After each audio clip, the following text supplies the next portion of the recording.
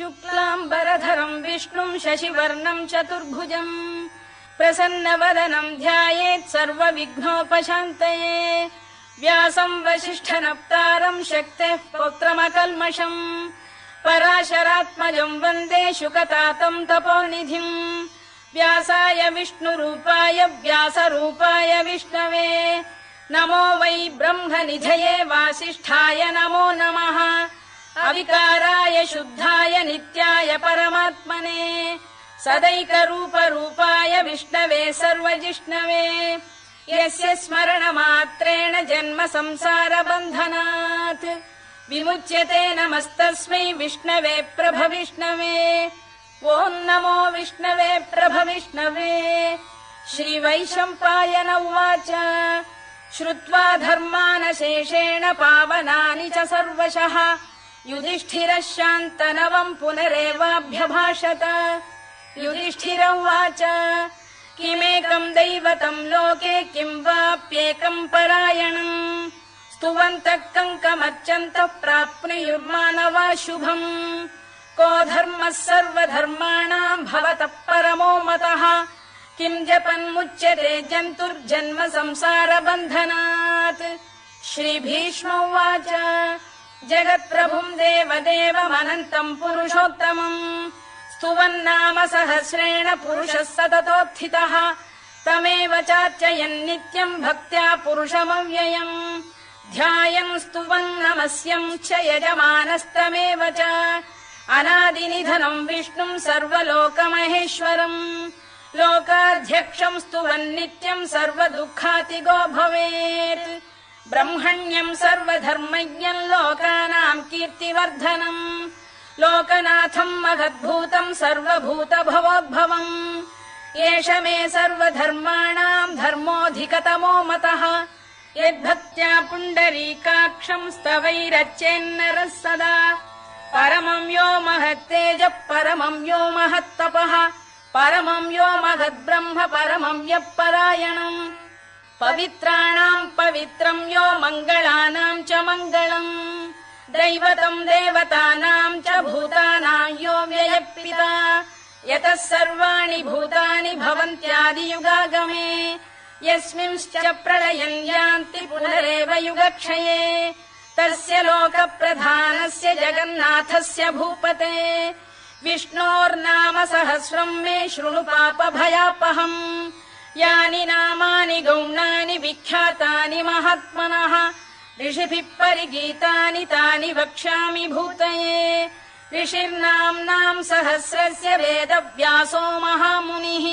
छन्दोऽनुष्टुप् तथा देवो भगवान् देवकीसुतः अमृतांशुद्भवो बीजम् शक्तिर्देवकी नन्दनः त्रिसामाहृदयम् तस्य शान्त्यर्थे विनियुज्यते विष्णुम् जिष्णुम् महाविष्णुम् प्रभविष्णुम् महेश्वरम् अनेकरूपदैत्यान्तम् नमामि पुरुषोत्तमम् अस्य श्रीविष्णोर्दिव्यसहस्रनामस्तोत्रमहामन्त्रस्य श्रीवेदव्यासो भगवान् ऋषिः अनुष्टुप्छन्दः श्रीमहाविष्णुः परमात्मा श्रीमन्नारायणो देवता अमृतांशोद्भवो भानुरिति बीजम् देवकी नन्दन श्रेष्ठेति शक्तिः उद्भवः क्षोभणो देव इति परमो मन्त्रः शङ्खबृन्नन्दकी चक्रीति कीलकम् शार्ङ्गधन्वा गदाधर इत्यस्त्रम् रथाङ्गपाणिरक्षोभ्य इति नेत्रम् त्रिसामासामगः सामेति कवचम् आनन्दम् परब्रह्मेति योनिः ऋतुः सुदर्शनकाल इति दिग्बन्धः श्रीविश्वरूप इति ध्यानम् श्रीमहाविष्णुप्रीत्यर्थे सहस्रनाम जपे विनियोगः ध्यानम् क्षीरोदन्वत्प्रदेशे शुचिमणिविलसत्सैकते मौक्तिकानाम् मालाक्लुप्तासनस्थस्फटिकमणिनिभैर्मौक्तिकैर्मण्डिताङ्गः शुभ्रैरभ्रैरदभ्रैरुपरि विरचितैर्मुक्तपीयूषवर्षैः आनन्दीन पुनीयादरिनलिन गदा शङ्खपाणिर्मुकुन्दः भूः पादौ यस्य नाभिर्विहदसुरनिलश्चन्द्रसूर्यौ च नेत्रे कर्णावाशा शिरोद्यौर्मुखमपि दहनो यस्य वास्तेयमब्धिः अन्तस्थम् यस्य विश्वम् सुरनरखगो भोगि गन्धर्व दैत्यैः चित्रम् रम्यते तम् त्रिभुवन वपुषुम् विष्णुमीशम् नमामि ॐ नमो भगवते वासुदेवाय शान्ताकारम् भुजगशयनम् पद्मनाभम् सुरेशम् विश्वाधारम् गगनसदृशम् मेघवर्णम् शुभाङ्गम् लक्ष्मीकान्तम् कमलनयनम् योगिहृद्ध्यानगम्यम् वन्दे विष्णुम् भवभयहरम् सर्वलोकैकनाथम् मेघश्यामम् पीतकौशेयवासम् श्रीवत्साङ्कम् कौस्तुभोद्भासिताङ्गम् पुण्योपेतम् पुण्डरीकायताक्षम् विष्णुम् वन्दे सर्वलोकैकनाथम् नमः समस्तभूतानामादिभूताय भूभृते अनेकरूपरूपाय विष्णवे प्रभविष्णवे सशङ्खचक्रम् सकिरीटकुण्डलम् सपीतवस्त्रम् सरसीरुभेक्षणम् सहारवक्षस्थलशोभिकौस्तुभम् नमामि विष्णुम् शिरसा चतुर्भुजम् छायायाम् पारिजातस्य हेमसिंहासनोपरि आसीनमम्बुदश्याममायताक्षमलङ्कृतम् चन्द्राननम् चतुर्बाहुम् श्रीवत्साङ्कितवक्षसम् रुक्मिणी सत्यभामाभ्याम् सहितम् कृष्णमाश्रये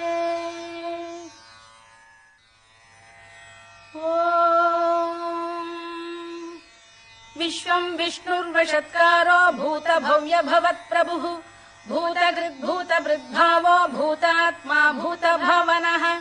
भूतात्मा परमात्मा च मुक्तानाम् परमागतिः अव्ययः पुरुषः साक्षी क्षेत्रज्ञोऽक्षर एव च योगो योगविदाम् नेता प्रधानपुरुषेश्वरः नारसिंहवपुः श्रीमान् केशवः पुरुषोत्तमः सर्वः शर्वः शिवस्थाणुर्भूतादिर्निधिरव्ययः सम्भवो भावनो भर्ता प्रभवः प्रभुरीश्वरः स्वयम्भूः शम्भुरादित्यः पुष्कराक्षो महास्वनः अनादिनिधनो धाता विधाता धातुरुत्तमः अप्रमेयो ऋषिकेशः पद्मनाभोऽमरप्रभुः विश्वकर्मा मनुस्त्वष्टा स्थविष्ठस्थविरो ध्रुवः अग्राह्यः शाश्वतः कृष्णो लोहिताक्षप्रदर्दनः प्रभूतस्त्रिककुब्धाम पवित्रम् मङ्गलम् परम् ईशानप्राणद प्राणो ज्येष्ठः श्रेष्ठः प्रजापतिः हिरण्यगर्भो भूगर्भो माधवो मधुसूदनः ईश्वरो विक्रमी धन्वी मेधावी विक्रमक्रमः अनुत्तमो दुराधर्ष्य कृतज्ञः कृतिरात्मवान् सुरेशः शरणम् शर्म विश्वरेता प्रजाभवः अधः संवत्सरो व्याल प्रत्ययः सर्वदर्शनः अजः सर्वेश्वरः सिद्धः सिद्धिः सर्वादिरच्युतः वृषाकपिरमेयात्मा सर्वयोगविनिसृतः वसुर्वसुमनः सत्यः समात्मा संमितः समः अमोघः पुण्डरीकाक्षो वृषकर्मा वृषाकृतिः रुद्रो बहुशिरा बभ्रुर्विश्वयोनिः शुचिश्रवाः अमृतः शाश्वतस्थाणुर्वरारोहो महातपाः सर्वगः सर्वविद्भानुर्विश्वक्सेनो जनार्दनः वेदो वेदविदव्यङ्गो वेदाङ्गो वेदवित्कविः लोकाध्यक्षः सुराध्यक्षो धर्माध्यक्षः कृताकृतः चतुरात्मा चतुर्व्यूहश्चतुर्दंष्टश्चतुर्भुजः भ्राजिष्णुर्भोजनम् भोक्ता सहिष्णुर्जगदादिजः अनघो विजयो जेता विश्वयोनिः पुनर्वसुः उपेन्द्रो वामनः प्रांशुरमोघः शुचिरूर्जितः अतीन्द्रः सङ्ग्रहः सर्गो धृतात्मा नियमो यमः वेद्यो वैद्यः सदा योगी वीरः माधवो मधुः अतीन्द्रियो महामायो महोत्साहो महाबलः महाबुद्धिर्महावीर्यो महाशक्तिर्महाद्युतिः अनिर्देश्य वपुः श्रीमान् अमेयात्मा महाद्रिधृत्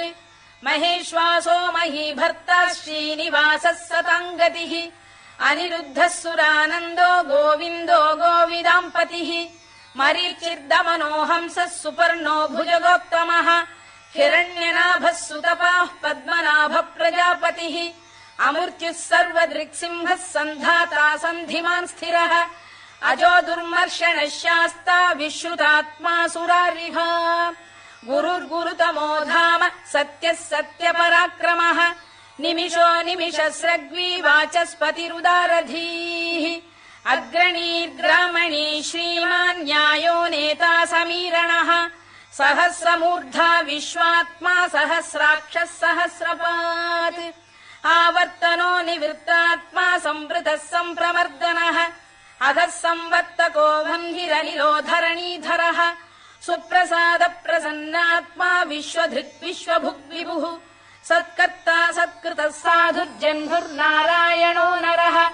असङ्ख्येयो प्रमेयात्मा विशिष्टः शिष्टकृच्छुचिः सिद्धार्थ सिद्ध सङ्कल्पः सिद्धिदः सिद्धिसाधनः वृषाही वृषभो विष्णुर्वृषपर्वा वृषोदरः वर्धनो वर्धमानश्च विविक्तः श्रुतिसागरः सुभुजो दुर्धरो वाग्मी महेन्द्रो वसुदो वसुः नैकरूपो बृहद्रूपः शिपिविष्टप्रकाशनः ओजस्तेजोऽब्जुदिधर प्रकाशात्मा प्रतापनः वृद्धस्पष्टाक्षरो मन्त्रश्चन्द्रांशुर्भास्करद्युतिः अमृतांशुद्भवो भानुः शशबिन्दुः सुरेश्वरः औषधम् जगतः सेतुः सत्यधर्मपराक्रमः भूतभव्यभवन्नाथः पवनः पावनो नलः कामः कामकृत्कान्तः कामः कामप्रदप्रभुः युगादिकृद्युगावर्तो नैकमायो महाशनः अदृश्यो व्यक्तरूपश्च सहस्रजिदनन्तजित् इष्टो विशिष्टः शिष्टेष्टः शिखण्डी नघुषो वृषः क्रोधः क्रोधकृत्कर्ता विश्वबाहुर्महीधरः अच्युत प्रथित प्राण प्राणदो वासवानुजः अपाम् निधिरधिष्ठानमप्रमत्त प्रतिष्ठितः स्कन्द स्कन्दधरो धुर्यो वरदो वायुवाहनः वासुदेवो बृहद्भानुरादिदेवः पुरन्दरः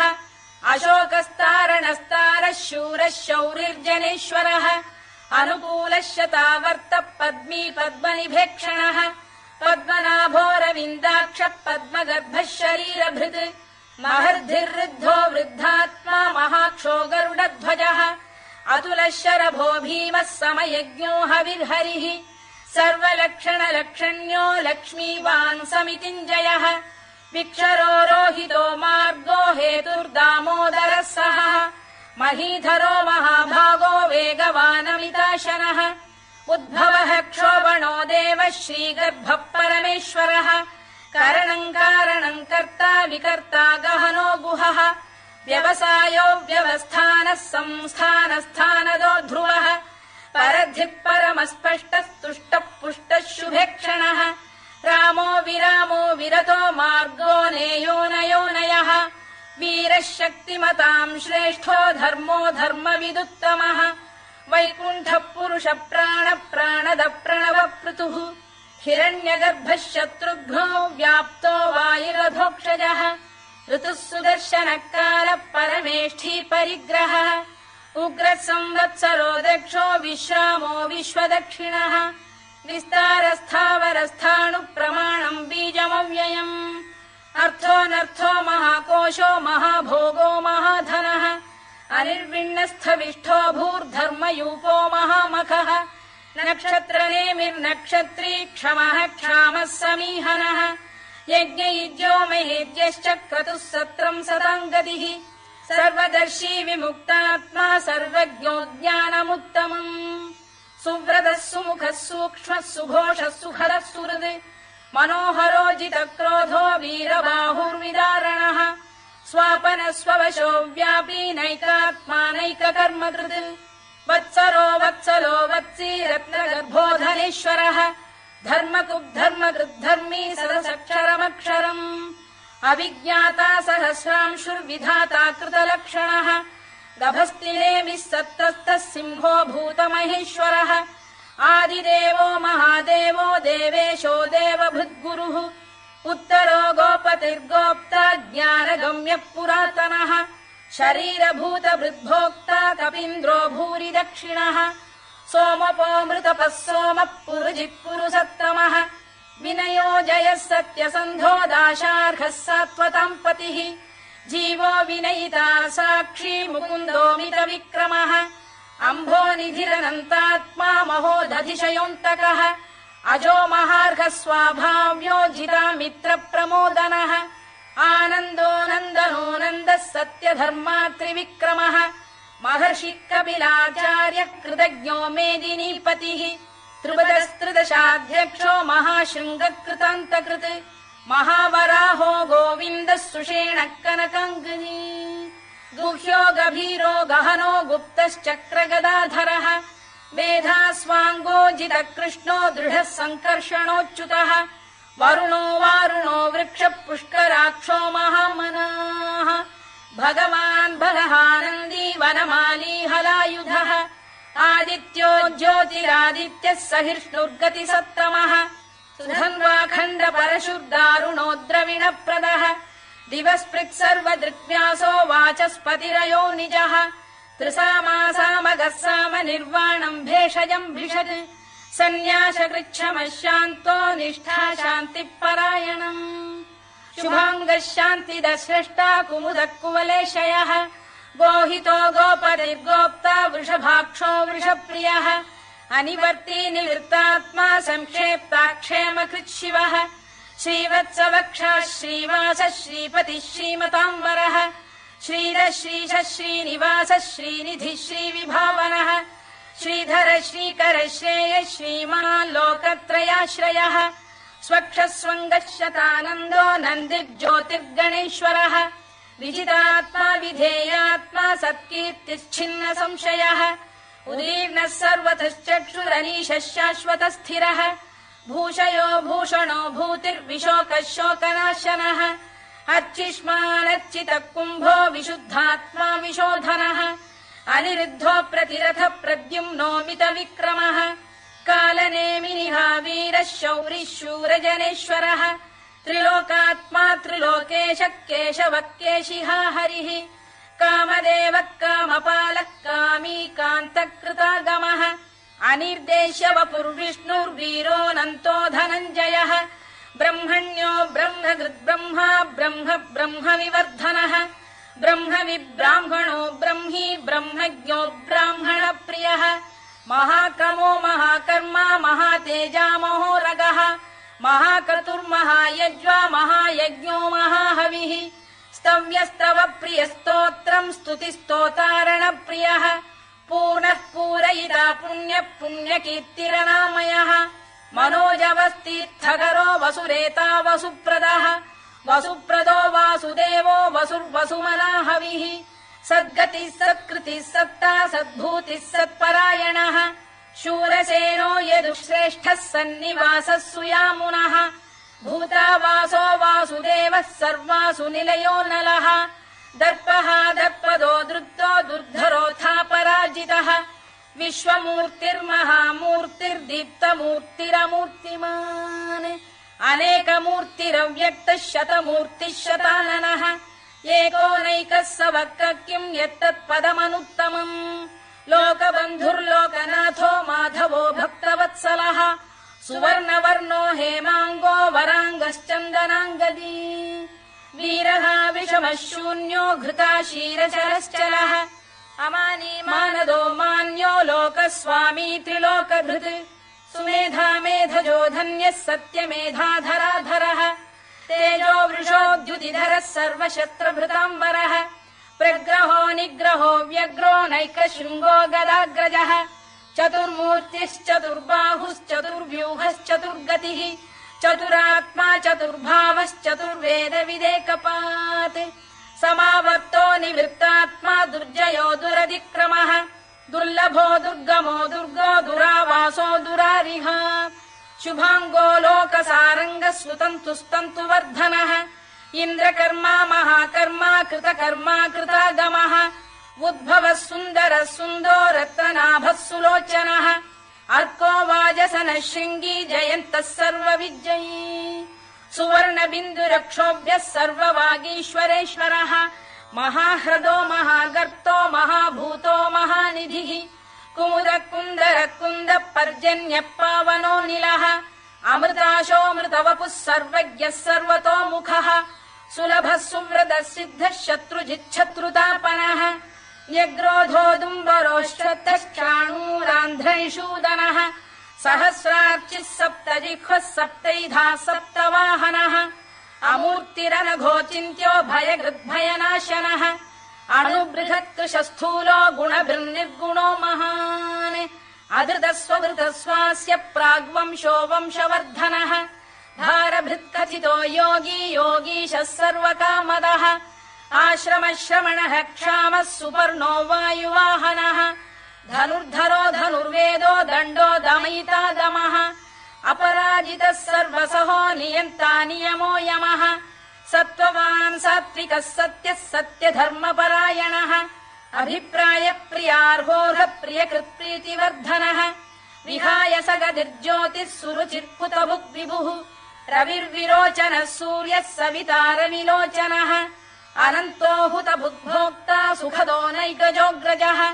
अनिर्विण्णः सदामर्षी लोकाधिष्ठानमद्भुतः सनात्सनातनतमः कपिलः कपिरव्ययः स्वस्तिदः स्वस्तिकृत् स्वस्ति स्वस्तिभुक् स्वस्ति दक्षिणः अरौद्रः कुण्डली चक्री विक्रम्यूर्जितशासनः शब्दातिकः शब्दसः शिशिरः शर्वरीकरः अक्रूरपेशलो दक्षो दक्षिणः क्षमिणाम्बरः विद्वत्तमो वीतभयः पुण्यश्रवणकीर्तनः उत्तारणो दुष्कृतिः पुण्यो दुःस्वप्ननाशनः वीरः रक्षणः सन्तो जीवनः पर्यवस्थितः अनन्तरूपोऽनन्तः श्रीर्जितमन्युर्भयापहः चतुरश्रो गभीरात्मा विदिशो व्यादिशो दिशः अनाधिर्भूर्भुवो लक्ष्मी सुवीरो रुचिराङ्गदः जननो जनजन्मादिर्भीमो भीमपराक्रमः आधारनिलयो धाता पुष्पहास प्रजागरः ऊर्ध्वगः सत्पथाचार प्राणद प्रणवप्रणः प्रमाणम् प्राणनिलय प्राणभृत्प्राणजीवनः तत्त्वम् तत्त्वविदेकात्मा जन्म मृत्युजरातिगः भूर्भुवः स्वस्तरुस्तारः सविता प्रपितामहः यज्ञो यज्ञपतिर्यज्वा यज्ञाङ्गो यज्ञवाहनः यज्ञभृद्यज्ञकृद्यज्ञी यज्ञभुग्यज्ञसाधनः यज्ञान्तकृद्यज्ञगुह्यमन्नमन्नाद एव च आत्मयोनिः स्वयम् जातो वैखानः सामगायनः देवकीनन्दनः स्रष्टा क्षितीशः पापनाशनः शङ्खबृन्नन्दकी चक्री शार्ङ्गधन्वा गदाधरः तथाङ्गपाणिरक्षोभ्यः सर्वप्रहरणायुधः सर्वप्रहरणायुधवोन्नम इति वनमाली गरीशाङ्गी शङ्खी चक्री च नन्दकी श्रीमान्नारायणो विष्णुर्वासुदेवोऽभिरक्षतु वनमाली गरीशाङ्गी शङ्खी चक्री च नन्दकी श्रीमान्नारायणो विष्णुर्वासुदेवोऽभिरक्षतु वनमाली गरीशाङ्गी शङ्खी चक्री च नन्दकी श्रीमान्नारायणो विष्णुर्वासुदेवोऽभिरक्षतु इतीदम् कीर्तनीयस्य केशवस्य महात्मनः नाम्नाम् सहस्रम् दिव्यानामशेषेण प्रकीर्तितम् य इदम् शृणुयान् नित्यम् यश्चापि परिकीर्तयेत् नाशुभम् प्राप्नुयात् किञ्चित् सोमुत्रेह च मानवः वेदान्तको ब्राह्मणः स्यात् क्षत्रियो विजयी भवेत् वैश्यो धनसमृद्धः स्यात् क्षूद्रः सुखमवाप्नुयात् धर्मार्थी प्राप्नुयात् धर्ममर्थार्थी चार्थमाप्नुयात् कामानवाप्नुयात् कामी प्रजार्थी चाप्नुयात् प्रजाम् भक्तिमान् यः सदोत्थाय शुचिस्तद्गतमानसः सहस्रम् वासुदेवस्य नाम्नामेतत् प्रकीर्तयेत् यशः प्राप्नोति विपुलम् याति प्राधान्यमेव च अचलाम् श्रियमाप्नोति श्रेयः प्राप्नोत्यनुत्तमम् न भयम् क्वचिदाप्नोति वीर्यम् तेजश्च विन्दति भवत्यरोगोद्युतिमान् बलरूपगुणान्वितः रोगार्तो मुच्यते रोगात् बद्धो मुच्येत बन्धनात् भयान्मुच्येत भीतस्तु मुच्येतापन्न आपदः दुर्गाण्यतितरत्याशु पुरुषः पुरुषोत्तमम्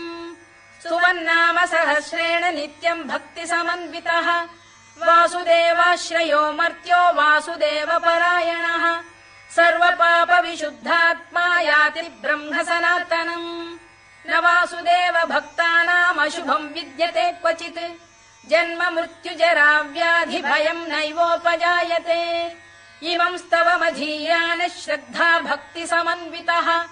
युज्येतात्मसुखक्षान्तिः श्रीधृति स्मृतिकीर्तिभिः न क्रोधो न च मात्सर्यम् न लोभो न शुभा मतिः भवन्ति कृतपुण्यानाम् भक्तानाम् पुरुषोत्तमे द्यौः स चन्द्रार्कनक्षत्राखम् दिशो भूर्महो दधिः वासुदेवस्य वीर्येण विधृतानि महात्मनः ससुरासुरगन्धर्वम् स यक्षोरगराक्षसम् जगत्वशे वर्ततेदम् कृष्णस्य सचराचरम् इन्द्रियाणि मनो बुद्धिः सत्त्वम् तेजो बलम् धृतिः वासुदेवात्मकान्याहुः क्षेत्रम् क्षेत्रज्ञ एव च सर्वागमानामाचार प्रथमम् परिकल्पते आचार प्रभवो धर्मो धर्मस्य प्रभुरच्युतः ऋषयः पितरो देवा महाभूतानि धातवः जङ्गमा जङ्गमम् चेदम् जगन्नारायणोद्भवम् योगो ज्ञानम् तथा साङ्ख्यम् विद्या शिल्पादिकर्म च वेदाः शास्त्राणि विज्ञानमेतत् सर्वम् जनार्दनात् एको विष्णुर्महद्भूतम् पृथग्भूतान्यनेकशः त्रीन् लोकान् व्याप्य भूतात्मा भुङ्क्ते विश्वभुवव्ययः इमम् स्तवम् भगवतो विष्णोर्व्यासेन कीर्तितम् पठेद्य इच्छेत् पुरुषः श्रेयत् प्राप्तुम् सुखानि च विश्वेश्वरमजम् देवम् जगतः प्रभुमव्ययम् भजन्ति ये पुष्कराक्षम् न ते यान्ति पराभवम् न ते यान्ति पराभवम् ओन्नम इति अर्जुनोवाच पद्मपत्र विशालाक्ष पद्मनाभसुरोत्तमा भक्तानामनुरक्तानाम् त्राता भव जनार्दन श्रीभगवानुवाच यो माम् नाम सहस्रेण स्तोतुमिच्छति पाण्डव सोऽहमेकेन श्लोकेन स्तुत एव न संशयः स्तुत एव न संशयोऽन्नम इति व्यास उवाच वासनाद्वासुदेवस्य वासितम् भुवनत्रयम् सर्वभूतनिवासोऽसि वासुदेव नमोऽस्तु ते वासुदेव नमोऽस्तु ओन्नम इति पार्वत्युवाच केनोपायेन लघुना विष्णोर्नाम सहस्रकम् पठ्यते पण्डितैर्नित्यम् श्रोतुमिच्छाम्यहम् प्रभो ईश्वर उवाच श्रीराम राम रामेति रमे रामे मनोरमे सहस्रनाम तत्तुल्यम् राम नाम वरानने श्रीराम राम रामेति रमे रामे मनोरमे सहस्रनाम तत्तुल्यम् राम नाम वरानने श्रीराम राम रामेति रमे रामे मनोरमे सहस्रनाम तत्तुल्यम् राम नाम वरानने राम नाम वरानन ओन्नम इति ब्रह्मोवाच नमोऽस्त्वनन्ताय सहस्रमूर्तये सहस्रपादाक्षि शिरोरुबाहवे सहस्रनाम्ने पुरुषाय शाश्वते सहस्रकोटियुगधारिणे नमः सहस्रकोटियुगधारिणे नम ओन्नम इति सञ्जय उवाच यत्र योगेश्वर कृष्णो यत्र पार्थो धनुर्धरः तत्र श्रीर्विजयो भूतिर्ध्रुवा नीतिर्मतिर्मम श्रीभगवानुवाच अनन्याश्चिन्तयन्तो मां ये जनाः पर्युपासते तेषाम् नित्याभियुक्तानां योगक्षेमम् अहम्यहम् परित्राणाय साधूनां विनाशाय च दुष्कृताम् धर्म संस्थापनार्थाय सम्भवामि युगे युगे आर्ता विषण्णाः शिथिलाश्च भीता घोरेषु च व्याधिषु वर्तमानाः संकीर्त्य नारायण शब्दमात्रम् विमुक्त दुःखाः सुखिनो भवन्तु कायेन वाचा मनसेन्द्रियैर्वा बुद्ध्यात्मना वा प्रकृते स्वभावात् करोमि यद्यत् सकलम् परस्मै नारायणायेति समर्पयामि।